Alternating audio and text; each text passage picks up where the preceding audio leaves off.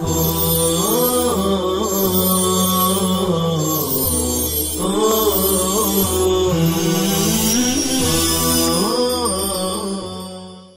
اللہ الرحمن الرحیم الحمد للہ رب العالمین والصلاة والسلام على سید المرسلین وعلى آلہ واصحابہ اجمعین اما بعد.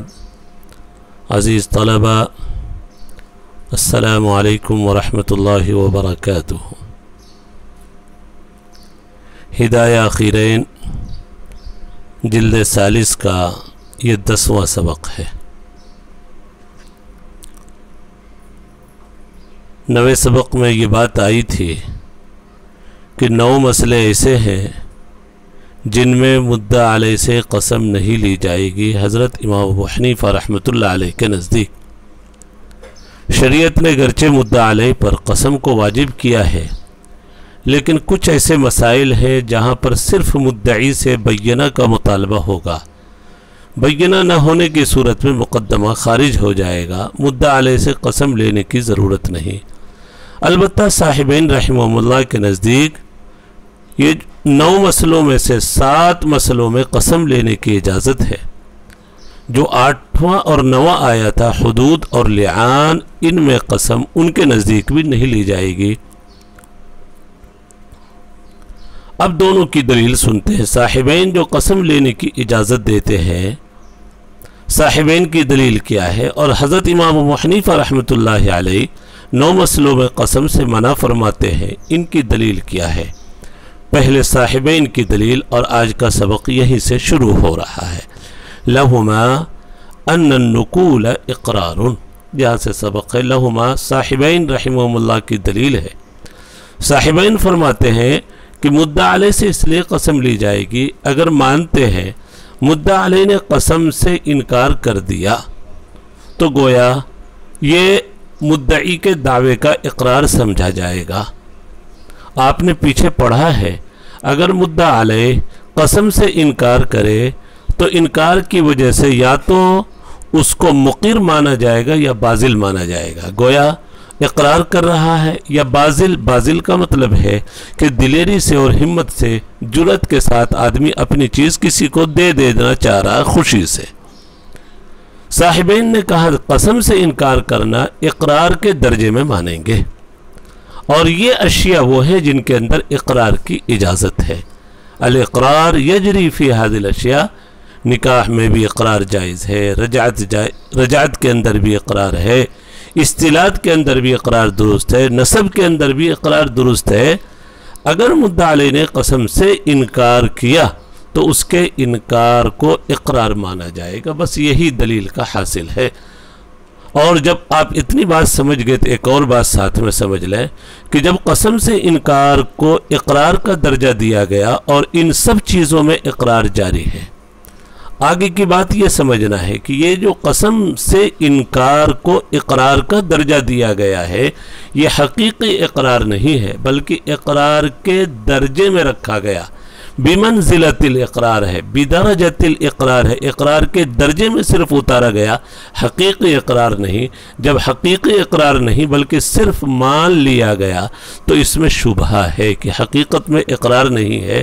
اور جب شبہ پایا گیا تو حدود اور لعان کے سلسلے میں صاحبین بھی قسم کی اجازت نہیں دیں گے. حدود اور لعان میں بھی صاحبین، اس لیے کہ حدود اور لعان میں شبہ کی گنجائش نہیں ہے. آپ نے ایک ضابطہ پڑھا ہوگا، الحدود والقصاص تندرئ بالشبہات.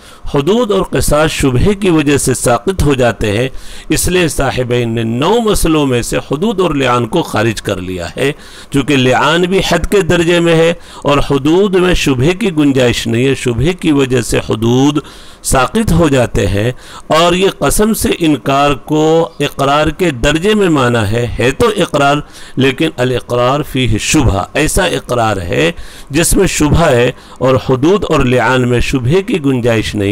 اس لیے حدود اور لعان میں وہ بھی قسم کے قائل نہیں ہیں مدعا علیہ پر. تو حدود اور لعان کو گرا ساقط کر دیا، کم کر دیا، تو 7 مسئلے بچے 9 مسئلوں میں، جس میں صاحبین کے نزدیک قسم لی جائے گی، اور اگر مدعا علیہ نے قسم سے انکار کیا تو اس کے انکار کو ہم اقرار کا درجہ دیں گے۔ اب دلیل سنیں، ترجمہ دیکھیں۔ لہما ان نقول اقرار، صاحبین کی دلیل یہ ہے کہ قسم سے انکار کرنا یہ اقرار ہے، اس لیے کہ یہ دلالت کر رہا ہے اس کے انکار کے جھوٹے ہونے پر، یعنی پہلے والے انکار کے جھوٹے ہونے پر۔ پہلے جب مدعی نے دعویٰ کیا تھا تو مدعا علیہ نے انکار کیا، ہاں نہیں یہ چیز تمہاری نہیں ہے، اسی لیے تو قاضی نے مدعی سے بینہ کا مطالبہ کیا اور مدعا علیہ سے قسم کا مطالبہ ہو رہا ہے۔ تو یہ جو اب جب قسم لی جا رہی ہے تو قسم کھانے سے انکار کر رہا ہے، تو اس کا مطلب ہے کہ اس کا جو پہلا انکار ہے وہ انکار جھوٹا تھا، پہلا انکار جھوٹا تھا۔ لأنه يدل على كونه كاذبا في الانکار، جب مدعی نے دعویٰ کیا تھا تو مدعا علیہ نے انکار کیا، اور اب جب مدعی بینہ پیش نہیں کر پا رہا ہے اور مدعا علیہ سے قسم لینے کو کہا جا رہا ہے تو وہ قسم سے بھی انکار کر رہا ہے۔ اس کا مطلب ہے کہ مدعی کے دعوے کے وقت جو اس نے انکار کیا تھا اس انکار میں وہ جھوٹا تھا۔ لأنه يدل على كونه كاذبا في الانکار، انکار کے نیچے باریک سا حاشیے میں دیکھے لکھا ہے، بین سطور میں لکھا ہے السابق یدل علی کونہ کاذبا فی الانکار سابق، یعنی گزشتہ جو اس کا انکار ہے، یعنی دعوے کے وقت جو اس نے انکار کیا تھا اس کے کاذب ہونے پر دلالت کر رہا ہے۔ یہ بہت اہم پوائنٹ ہے، آپ اس کو ضرور یاد رکھیں۔ یدل علی کونہ کاذبا فی الانکار، یہی وہ پوائنٹ ہے جس کی بنیاد پر حضرت امام ابو حنیفہ رحمۃ اللہ علیہ فرمائیں گے ہم قسم نہیں لیں گے، چونکہ اگر قسم مانتے ہیں تو اس کو اقرار کا درجہ تو نہیں دیں گے، اقرار کے درجے میں اس لیے نہیں مانیں گے کہ اس کا مدعا علیہ کا پہلے انکار میں کاذب ہونا لازم آ رہا ہے، اور ایک مسلمان کو تہمت کذب سے بچانا چاہیے، ایک مسلمان کو تہمت کذب سے بچانا ضروری ہے۔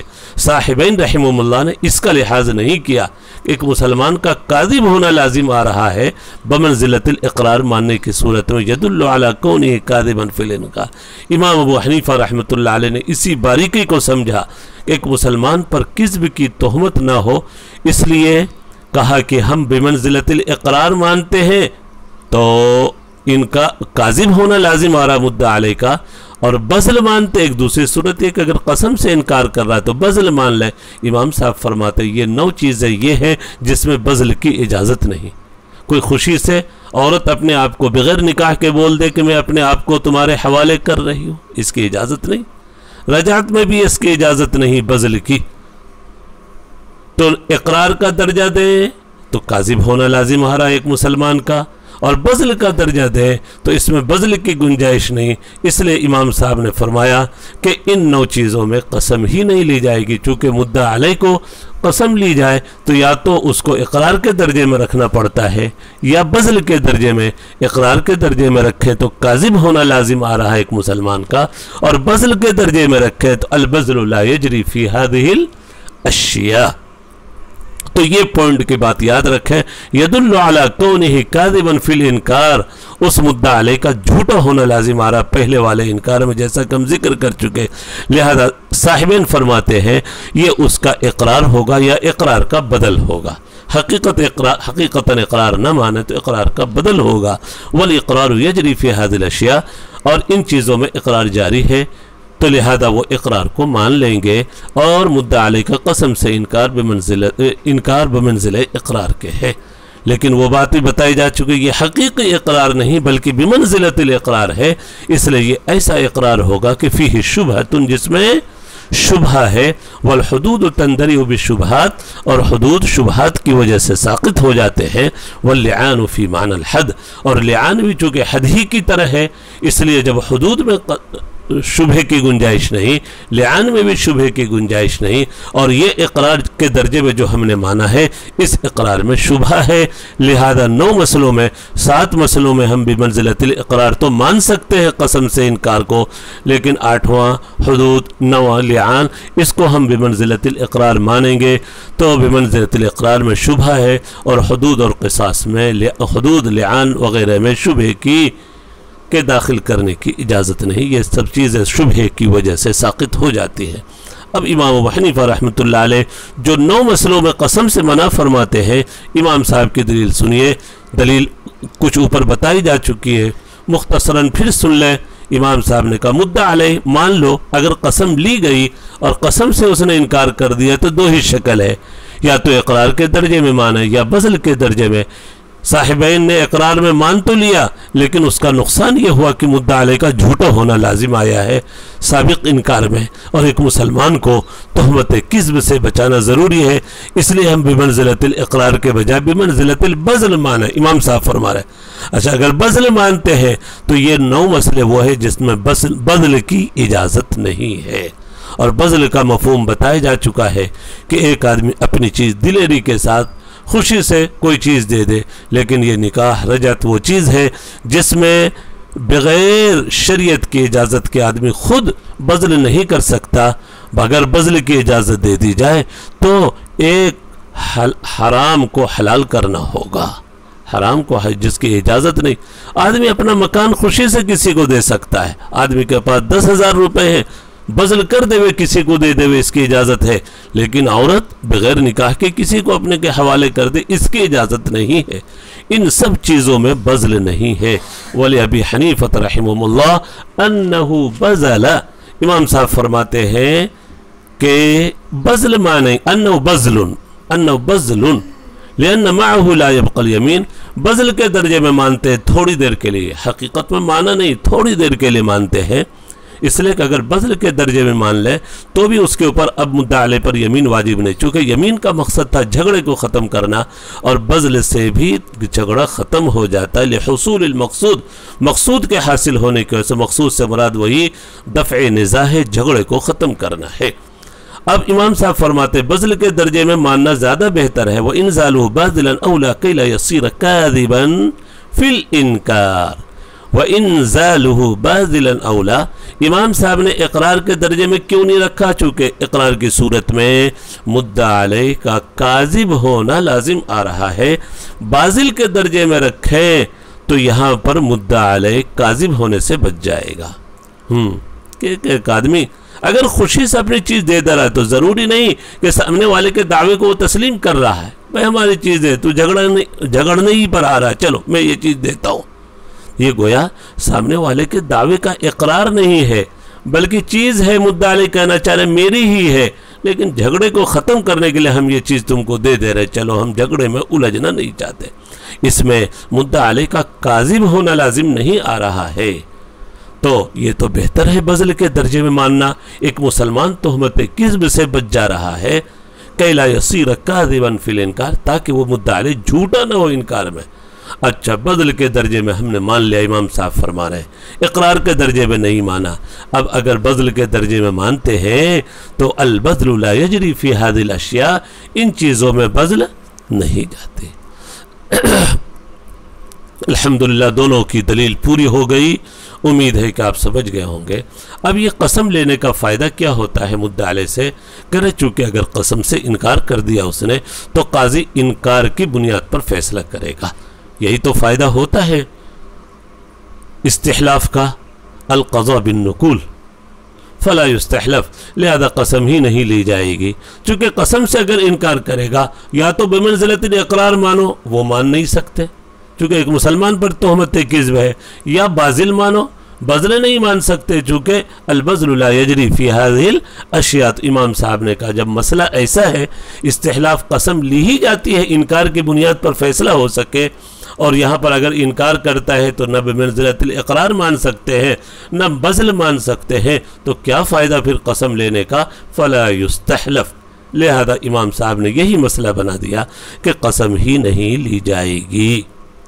اب آگے ایک اور چھوٹے سے اشکال کا جواب ہے کہ بذل معنی کہ خوشی سے آدمی اپنی کوئی چیز کسی کو دے دیتا ہے. جب مسئلہ ایسا ہے تو پھر مکاتب اور عبد معزول، مکاتب بھی آپ جانتے ہیں ایسا غلام جس کو آقا نے کہہ دیا ہو اتنے پیسے لا کر دے دو تم آزاد ہو. عبد معزول وہ غلام ہوتا ہے جس کو آقا نے تجارت کی اجازت دی. تو مسئلہ یہ نکلا مکاتب اور عبد معزول کو بذل کی اجازت نہیں ہونی چاہیے، چونکہ مکاتب اور عبد معزول آقا کی چیز کے مالک نہیں ہے تو یہ بذل کیسے کر سکتے ہیں؟ جب مالک نہیں، آدمی اپنی چیز میں بذل کر سکتا ہے، جرأت اور ہمت کے ساتھ کسی کو دے سکتا ہے، لیکن یہ تو مالک ہی نہیں، آقا کی چیز ہے. تو پھر مکاتب اور عبد معزول کو کیوں اجازت دی گئی بذل کی؟ مصنف رحمۃ اللہ علیہ نے بڑی اچھی بات ارشاد فرمائی کہ دیکھو عبد معزول کو جب آقا نے تجارت کی اجازت دے دی، مکاتب کو پیسے ادا کرنے پر اجازت دے دی کہ اتنے پیسے لا کر دے دو آزاد ہو، تو وہ تجارت کے لیے بھی آزاد ہو جائے گا.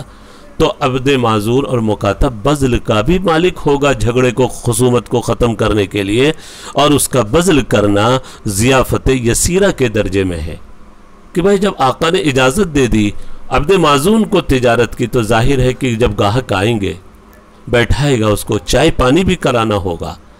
تو گرچہ آقا نے نہیں کہا چائے پانی کرانے کی، لیکن آقا کے پیسے تھے، ضیافت یسیرہ کی اجازت ہوتی ہے. خادم کو اور نوکر کو جیسے ضیافت یسیرہ کی اجازت ہے، بذل کی بھی اجازت ہوگی جھگڑے کو ختم کرنے کے لیے. لہذا مکاتب اور عبد معزول الا ان هذا بذل لدفع الخصومہ، اس کا تعلق نو والے مسئلے سے نہیں ہے، نو جو چیزیں ہیں، بلکہ یہ ایک عام بات ہے کہ مکاتب اور عبد معزول بھی بذل کا مالک ہو سکتا ہے، اور بذل کرنا یہ ضیافت یسیرہ کے درجے میں ہے. الا ان هذا بذل لدفع الخصومہ، یہ بذل دفع خصومت کے لیے، لہذا مکاتب بھی اس بذل کا مالک ہوگا اور عبد معزول بھی اس کا مالک ہوگا، گرچہ وہ اس چیز کا مالک نہیں، لیکن جب آقا نے تجارت کی اجازت دی بمنزلت ضیافت الیسیرہ، اور یہ ضیافت یسیرہ کے درجے میں ہے، جیسے معمولی ضیافت کرنی پڑتی ہے اور عبد معزول کو اجازت ہے، گاہک آیا چائے پانی کرانا ہے، اس کو کھلانا پلانا ہے، اس کی اجازت ضیافت یسیرہ سے، گاہکوں کی ضیافت مراد ہے. ضیافت یسیرہ کا مالک ہے تو بذل کا بھی مالک ہوگا دفع خصومت کے لیے. اور وصیحت فی الدین، یہ بھی چھوٹا سا مسئلہ ہے، اس کو بھی پڑھ کر شرح کی عبارت مکمل کر لیتے ہیں. پہلے اشکال سمجھ لیں، یہ بھی ایک اشکال کا جواب ہے کہ آدمی بذل کا مالک ہوتا ہے، لیکن آپ جانتے ہیں کہ بذل اعیان میں ہو سکتا. اعیان جیسے یہ قلم ہے میرے پاس، ہم یہ قلم خوشی سے دے دیں، سامنے والے نے دعویٰ کیا ہے ہی نہیں اس کا قلم، لیکن ہم کر دیں اچھا تو دعویٰ ہی کر رہا تھا، لے جا یہ تیرا قلم ہے.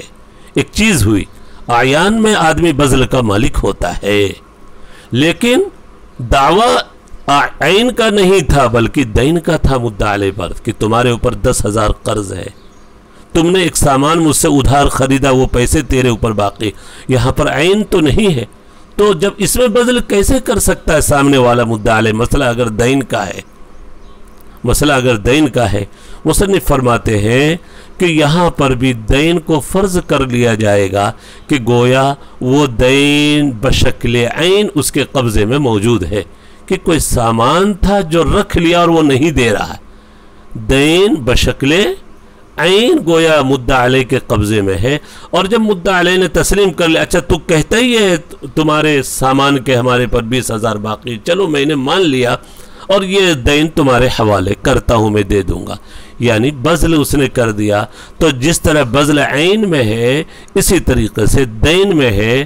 وصیحت فی الدین بناء علی زعم المدعی، یہ مدعی کے گمان کے مطابق ہے، گویا یقبض حق لنفسی، پہلے اس دین پر گویا مدعا علیہ اپنے حق قبضہ کرے گا اپنے حق کے طور پر. اور گویا بذل کا مفہوم ایک اور مان سکتے، ترک المنع، گویا رکاوٹ کو دور کر دینا.